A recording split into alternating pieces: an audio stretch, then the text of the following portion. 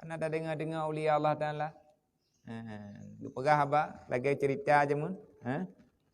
Cerita beruji tahu Syekh Muhammad Amin Kurdi. Syekh Muhammad Amin Al-Kurdi yang gaknya nekarang tabuh kitab antara lain gebuhnan dengan kitab Tanwirul Qulub.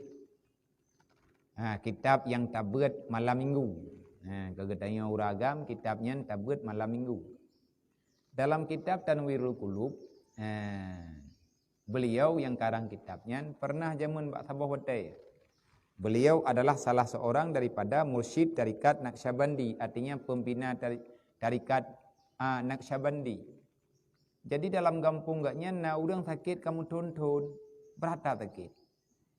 Susah gaknya, susah urangnya kamu melewati batas.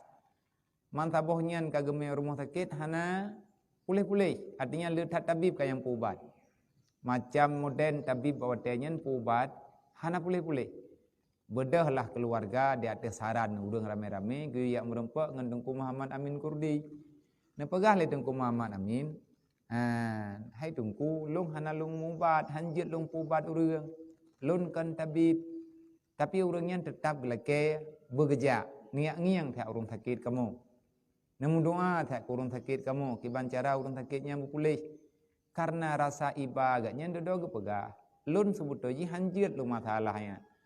Tugas long pakat urang, long pegah ba urang, long pubutui kehidupan hamba Allah umat Nabi Muhammad supaya lebih terarah bak buat akhirat. Nyan tagai tugas long.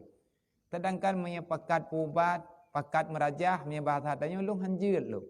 Tapi urang yang berat tak pakat gejak dek. Watet tro urumuh urang sakit, hana gepegah tepe, hana gerajah, hana tepe pi.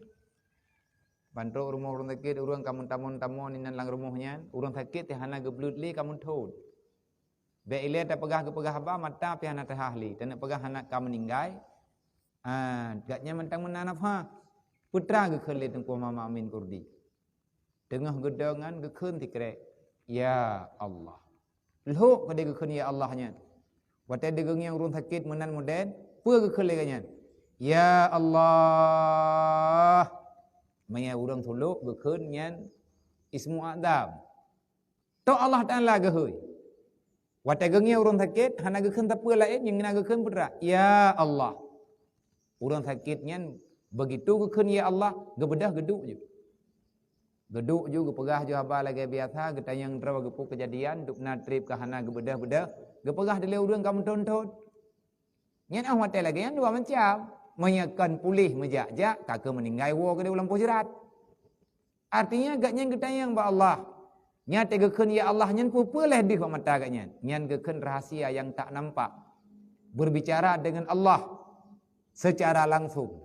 Yang nageheuy ya Allah, yang lain hana hodeuh dengar putra gepegah. Alhamdulillah dengan panggilan gaknya geheuy Allah langsung yang gekeun urang arif billah. Jadi le getanyo tailah daya atau usaha. Nafah yang nabak getanyo ada pita pegahnya tak pegah je, tak duk sagonyo, tak duk sagoji. Ati getanyo tak paksakan sering-sering diingat Allah. Innallaha wa malaikatahu yusalluna